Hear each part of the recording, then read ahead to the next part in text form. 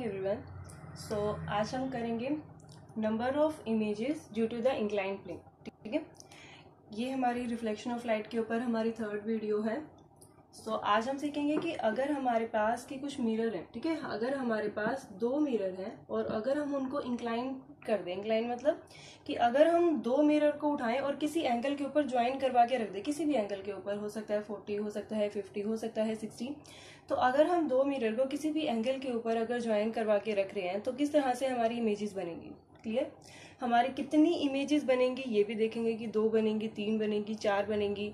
आप अगर मान लो अगर आप 6 इमेजेस चाहते हो या 5 इमेजेस चाहते हो या फिर 7 इमेजेस चाहते हो तो उस में आपको जो मिरर्स हैं वो किस तरह से एडजस्ट करने पड़ेंगे वो हमें देखना होगा यहाँ पे। ठीक है, तो सबसे पहले हम यहाँ पे हमारी नंबर ऑफ इमेजेस निकालेंगे दो मिरर लेके। और हमने जो सबसे पहला केस उठाया है वो ऐसे कि जब हमारे जो दो मिरर हैं अगर उनके बीच में एंगल 90 डिग्री है। कितना डिग्री है? 90 डिग्री। इट मीन्स दैट कि जो मैं दो मिरर लेने वाली हूँ वो अभी उन दोनों के बीच में कितना एंगल रखेंगे? 90 डिग्री का एंगल रखेंगे, यानी कि उन दोनों को परपेंडिकुलर रखेंगे। सो देखेंगे कि फिर कितनी इमेजेस हमें देते हैं, कितनी नंबर ऑफ इमेजेस देते हैं। क्लियर? सो आइए देखते हैं। सबसे पहले जो बात हमें ध्यान रखनी है वो ये कि जब भी आप 90 डिग्री के ऊपर अपने मिरर्स को रखोगे, ठीक है, सो आप एक सर्कल के अराउंड रखोगे। किसके अराउंड? एक सर्कल के अराउंड। जैसे कि सबसे पहले हम एक सर्कल अगर ड्रॉ करें, जैसे कि हमने ये सर्कल ड्रॉ कर लिया। क्लियर? तो इस सर्कल का जो सेंटर होगा, क्या होगा? इस सर्कल का जो सेंटर होगा उस सेंटर के ऊपर आपके दो मिरर जो है वो एक दूसरे के साथ ज्वाइन करवा के रखे जाएंगे। ठीक है, इस तरह से समझ में आई बात कि हमने दो इक्वल लेंथ के मिरर लिए और उन दोनों को 90 डिग्री एंगल के ऊपर इस तरीके से ज्वाइन करवाया और मैंने क्या किया, इसको यहां से कॉट कर दिया। सिमिलरली इस मिरर वाले हमारे मिरर को यहां से कॉट कर दिया। क्लियर? हमने इसको कॉट कर दिया और ये हमारे मिरर हैं। अब हम देखते हैं कि अगर हमारी ऑब्जेक्ट यहाँ रखी है, क्या, हाँ, अगर हमारी ऑब्जेक्ट यहाँ पे रखी है कि हमने लेट कर लिया कि कोई भी ऑब्जेक्ट है, सो देखते हैं कि ये हमें किस तरह से इसकी इमेजेस देते हैं। क्लियर? सो देखो यहाँ पे आपको पता है कि अगर ऑब्जेक्ट है तो वो रेज निकलेंगी। किस तरह से रेज निकलती हैं, किस तरीके से वो बेंट होती है, रिफ्लेक्ट होके वापस जाती हैं। अगर आपको ये सब नहीं पता है तो प्लीज़ आप हमारी फर्स्ट और सेकंड वीडियो को ज़रूर देखिएगा रिफ्लेक्शन ऑफ लाइट के ऊपर। जिन दोनों वीडियोस का आपको जो लिंक है वो यहाँ पे डिस्क्रिप्शन में मिल जाएगा। सो प्लीज़ आप उन दोनों को देखिएगा, आपको काफ़ी आसानी से सारी चीज़ें क्लियर हो जाएंगी कि जो हमारी रेज है वो कैसे रिफ्लेक्ट होकर जाती है, इंसिडेंट रे क्या होती है, रिफ्लेक्टेड रे क्या होती है, हर एक छोटी मोटी जितनी डेफिनेशन है वो क्लियर हो जाएंगी। आपको कुछ भी रटने की जरूरत नहीं पड़ेगी। क्लियर? सो प्लीज़ आप हमारी उन दो वीडियोज़ को जरूर देखिएगा और पसंद आए तो प्लीज़ लाइक, सब्सक्राइब और शेयर जरूर कीजिएगा अपने फ्रेंड्स के साथ।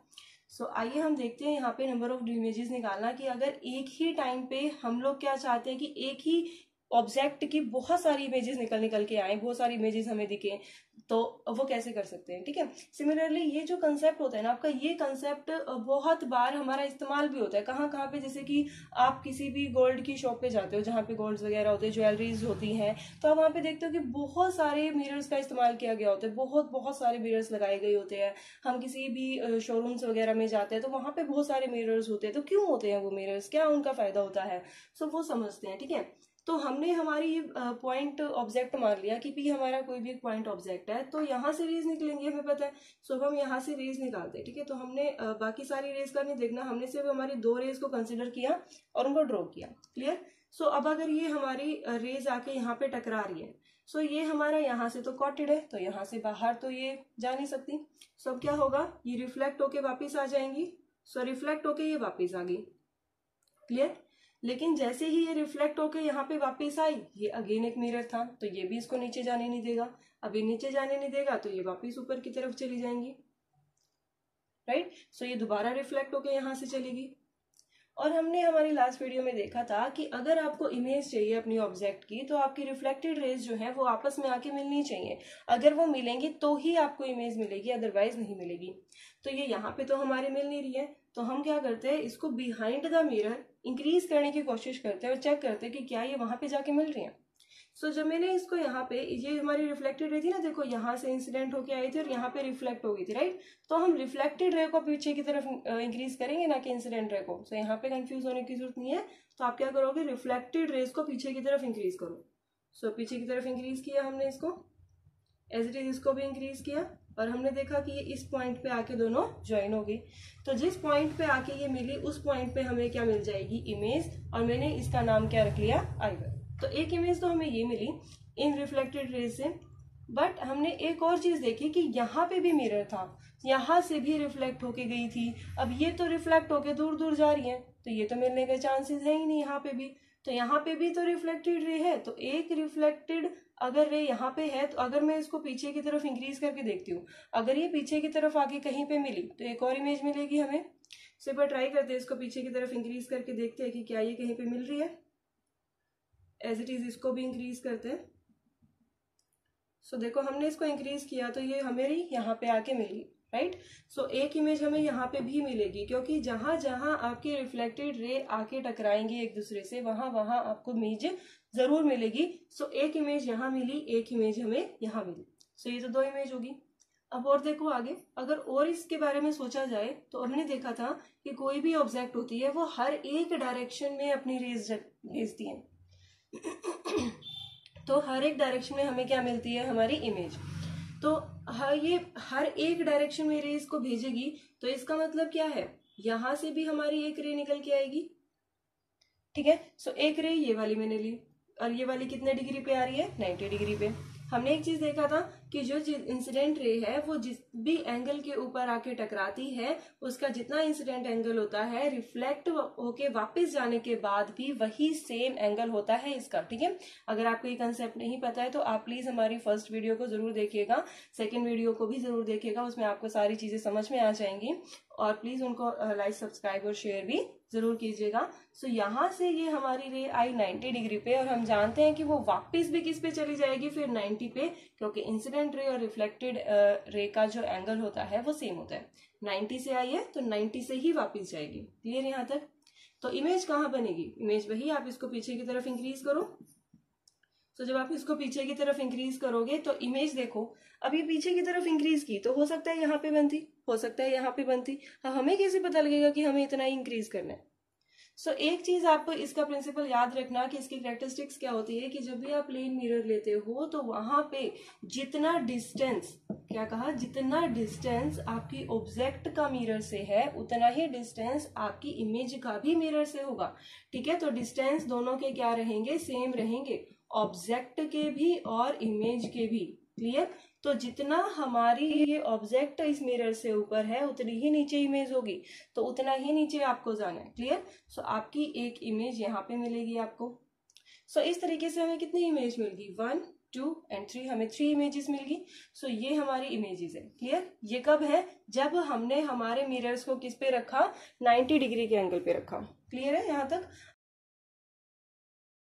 अब हम आगे इसको और देखते हैं कि अगर मान लो हम हमारे ये जो मिरर है उनको पैरेलल रखें तो क्या होगा, ठीक है। सो पैरेलल रखने के लिए हमने क्या किया, एक मिरर हमारा ये ले लिया, सिमिलरली एक मिरर हमारा ये ले लिया, और इन दोनों को ही बाहर से कॉट कर लिया, इसको भी और इसको भी, ताकि हमें इमेज मिले। क्योंकि अगर आप कॉट नहीं करोगे तो क्या होगा, कॉट नहीं करोगे तो क्या, कि ये जो रेज आ रही थी रिफ्लेक्ट होकर ये नीचे चली जाएंगी, और अगर ये नीचे चली जाएंगी तो ये भी दूर जाएगी और वो भी बहुत दूर जाएगी, आपस में कहीं पे मिलेंगी नहीं, तो हमें इमेज भी नहीं मिलेगी। तो ये यहाँ पे रुक गई ताकि आपने इनको पीछे की तरफ इंक्रीज कर पाए। अगर ये आगे चली जाती तो आप इनको पीछे की तरफ कहाँ पे इंक्रीज करते, कहीं इंक्रीज नहीं कर पाते, कहीं हमें ऑब्जेक्ट की इमेज नहीं मिलती।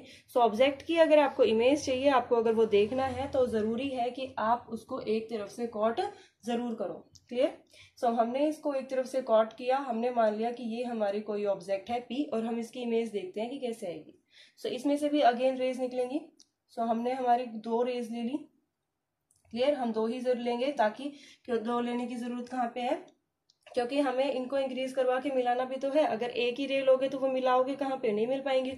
अगर 3-4 लोगे तो वैसे कंफ्यूज हो जाओगे। तो बेटर है कि आप सिर्फ 2 ही रेज को कंसिडर करो और उन 2 रेज को मिला के देखो कि कहाँ कहाँ पे इमेजेस बन रहे हैं। ठीक है।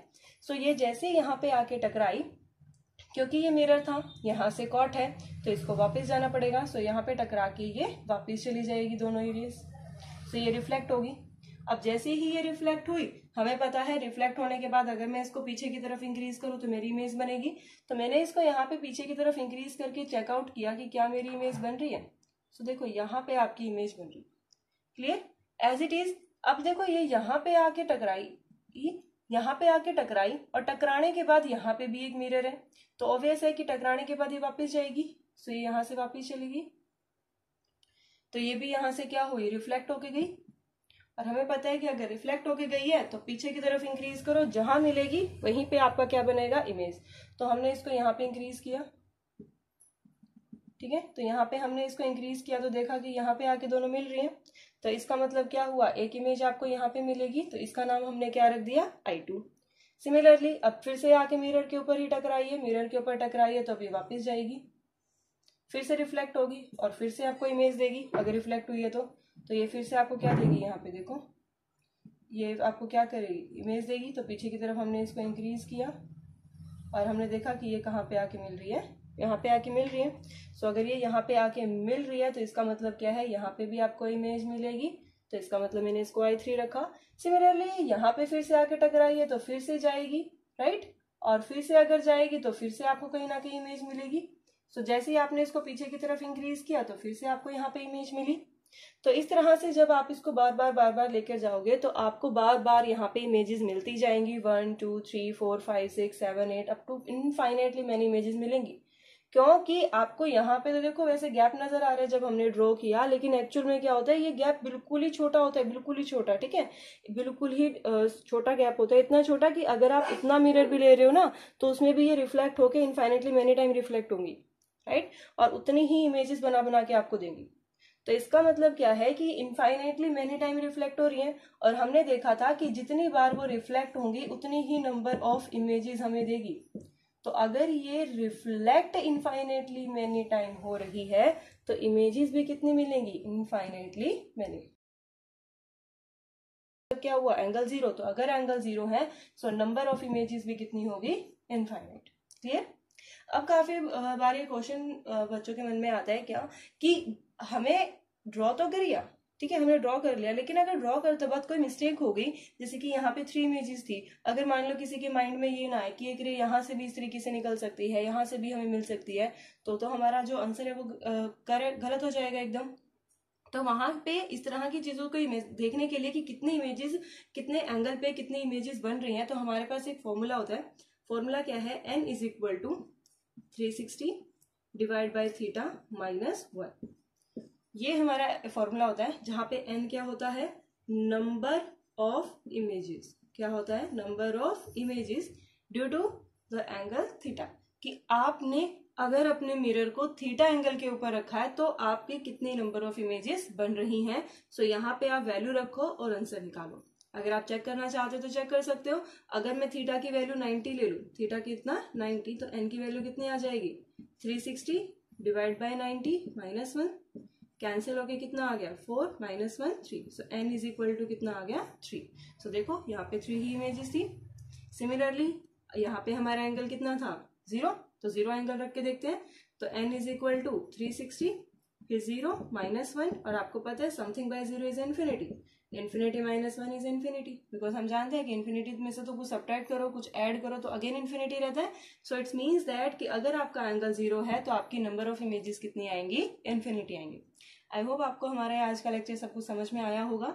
सो अगर आपको समझ में आया है सो प्लीज लाइक सब्सक्राइब और शेयर जरूर कीजिएगा, और अगर आपको समझ में आया तो आप हमारे कुछ सवालों का जवाब भी दीजिएगा। जैसे कि अगर मैं आपको कहूं कि अगर मैं इमेजेस चाहती हूँ, यानी कि अगर मैं मान लो ये इमेजेस चाहती हूँ कि मेरी 5 इमेजेस बने, टोटल कितनी 5 इमेजेस बने, तो मेरे को अपने मिरर को कितने एंगल के ऊपर इंक्लाइन करके रखना चाहिए। तो 5 इमेजेस के लिए आप हमें ये बताओ कि कितना एंगल हमें रखना चाहिए। ओके, दूसरा आप हमें ये बताओ कि अगर हमारे एंगल 30 डिग्री हो जाए, कितना, अगर हमारा एंगल जो है थीटा इज इक्वल टू अगर वो 30 डिग्री है तो बताओ नंबर ऑफ इमेजेस कितनी होंगी।